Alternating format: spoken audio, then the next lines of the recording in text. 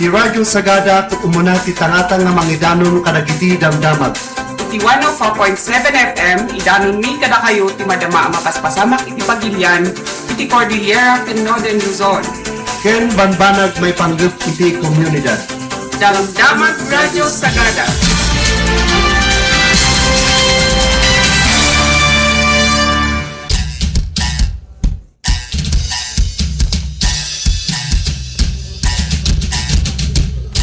Okay na ang baglatangal daw papagayam kagaya, masyak naman yung arafi nga mga ipadanong karagiti sa magmamadamdamag manipul lokal, national ken regional.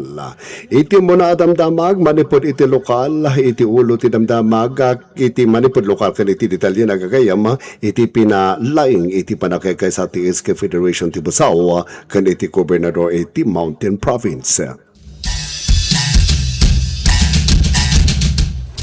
Nakisarita ti Sangguniang Kabataan SK Federation President ti Busaw, Jomar B. Lewis, ken iti Mountain Province Governor Bonifacio C. Lacquasan Jr. iti maysa courtesy call nga naangay iti Provincial Disaster Risk Reduction and Management Office iti Hulyo 22, 2026. Iti panag-meeting na sarita dagiti programa ken inisyatibo ti SK iti Busaw. Imparang ni Lewis dagiti pakasaknan kadaken dawat apang mangpabilag kadagiti programa para kadagiti agtutubo kastamot iti panakay pasdok iti epektibo apan ipatungpal kadagiti proyekto amang mangipaay iti pagimbagan dagiti agtutubo. Iti Impakita mo't ni Governor Lacquasan iti panang suporta ng kadagiti inisyatibo amang pabilag iti panakipaset dagiti agtutubo panagtuas iti kinamangidaulo ken panangituloy panagtuas dagiti programa ken proyekto iti Sangguniang Kabataan ti Busaw.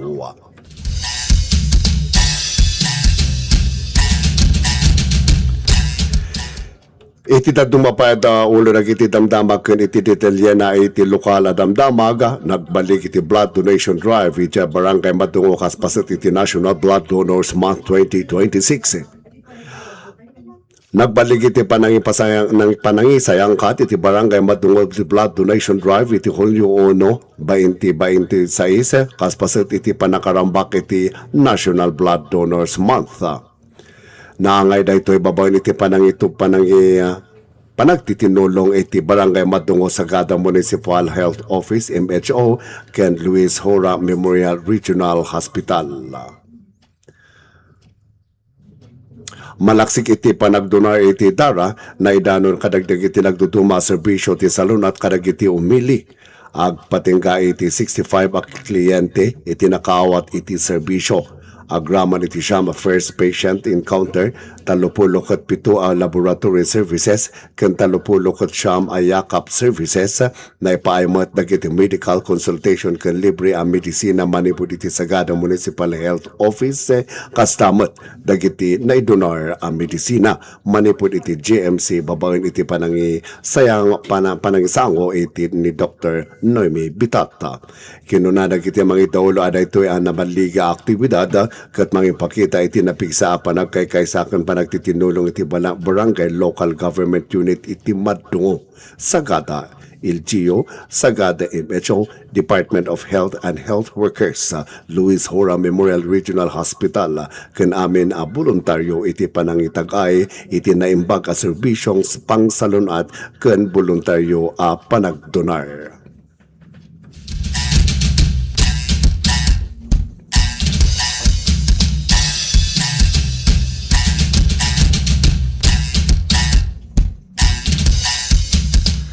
Iti dumapaya damdamag iti lokal, kurintang empleyado iti PLGU Mountain Province nagsubli iti supervisory development course. Nagrugita ng aldaw Hunyo 28, hindi na palabas ng aldaw Hulyo 28, 2026, ito upat ng aldaw as supervisory development course with SDC, Track 1, para karagiti kurinta nga empleyado iti provincial local government unit when PLG iti Mountain Province nga maangay ijay sakangan bontok.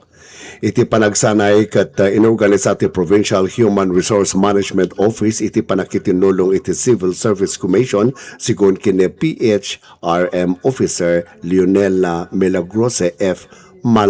Malaaw iti SDC ket may sakadag iti masapol a kwalifikasyon dagiti empleyado amang ipangpangrona iti may papan kadag iti supervisory position iti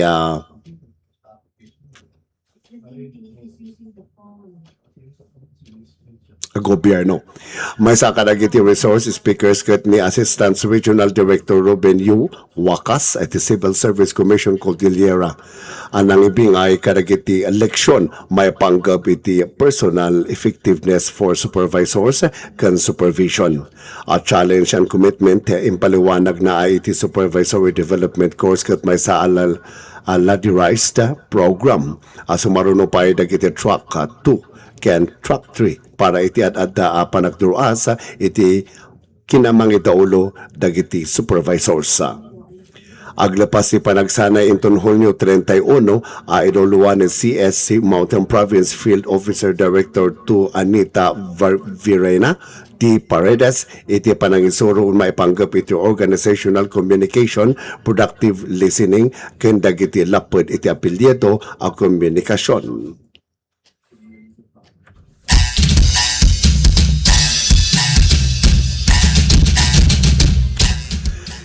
Iti dumapay detalye dagiti damdamag iti Mountain Province nakaawat iti baro a patient transport vehicle manipud iti PCSO.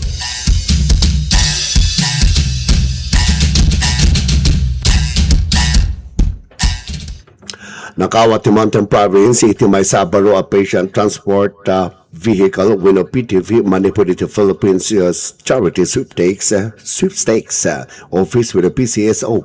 Babayan iti Medical Transport Vehicle Donation Program na nga iti turnover iti Hulyo 24, 2026 iti imatang ni Pangulong Ferdinand Bongbong R. Marcos Jr.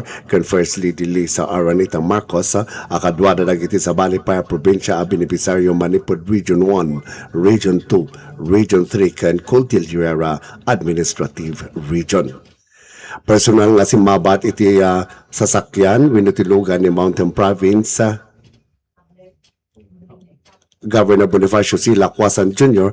Kakadwada da Attorney Edward Chumawar ti Provincial Disaster Risk Reduction and Management Office Executive Assistant Winston Calde Board Member Joey Dominguez kan PCSO Mountain Province Provincial Head Evilio Andy Timario.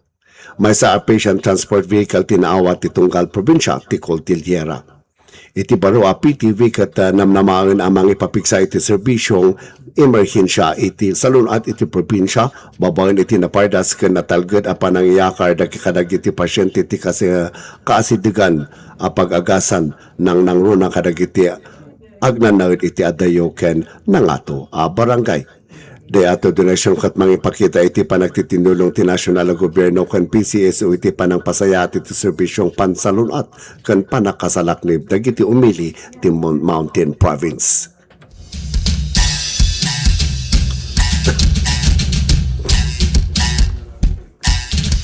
Iti na dumapay nga damdamag lokal iti DNR Regional Office mga ramid iti panangidaulo iti People Survival Fund Project iti Mountain Province. Iti detalye na papagayam ng ipatungpal iti courtesy call dagiti official kan personal ti Department of Environment and Natural Resources when no DNR Regional Office kan iti Mountain Province Governor Bonifacio C. Lacwasan Jr. iti Hulyo 27, 2026 CJ Governor's Mansion iti Bontoc.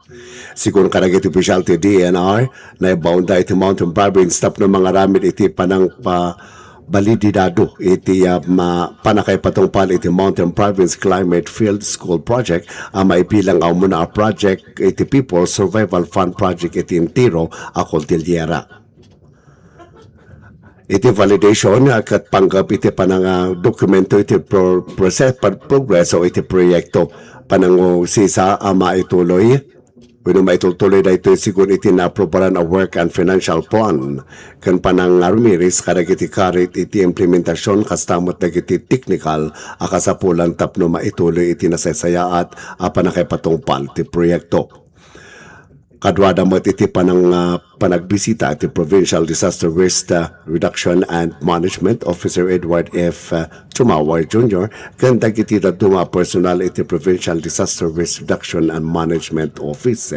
Tinasao a validation kat may saan na patangadang tapno may sigurado may patungpal iti umno kan epektibo dagiti proyekto ang may papigsa iti panakaisagana kan panakaangkop iti Mountain Province kadaki iti epekto a panagbalbalaw iti klema.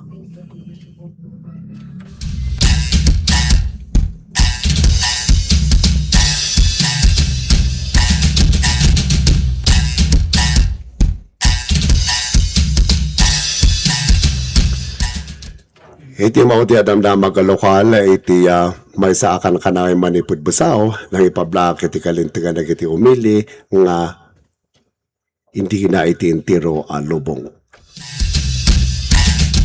Iti detalye na papagayam, may sakan kanay ang nagtao dito Busaw, Mountain Province, sinaibilang itaakas may saka dagiti karunoan nga mga salaknip iti kalintigan dagiti umili nga hindi na iti lubong na itikot ni Victoria Tauli Corpus ang nabigbig iti Pilipinas kan iti naduma-duma apagilyan ka po iti agtutuli panang sang-sangbay na kadagiti karbangan dagiti indigenous peoples.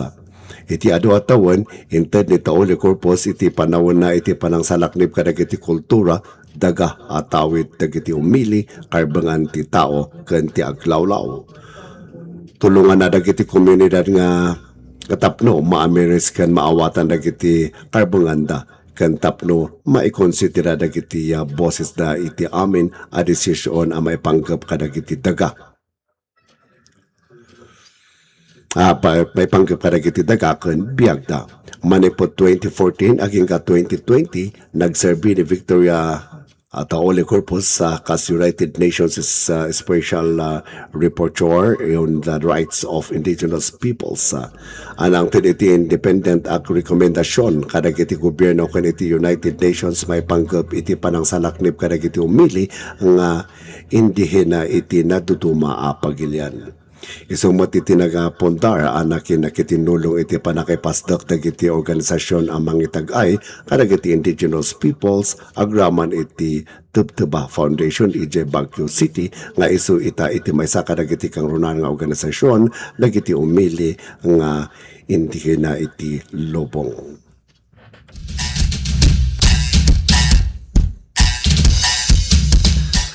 Sa dagita pa lang dagiti sa magmamano damdamag ang maibingay tayo itatangal daw. Ito yung ibingay ka dagiti damdamag, siyak ni Manong Yo Rafi. Naimbag manangal daw kata kayo amin nga awan labas.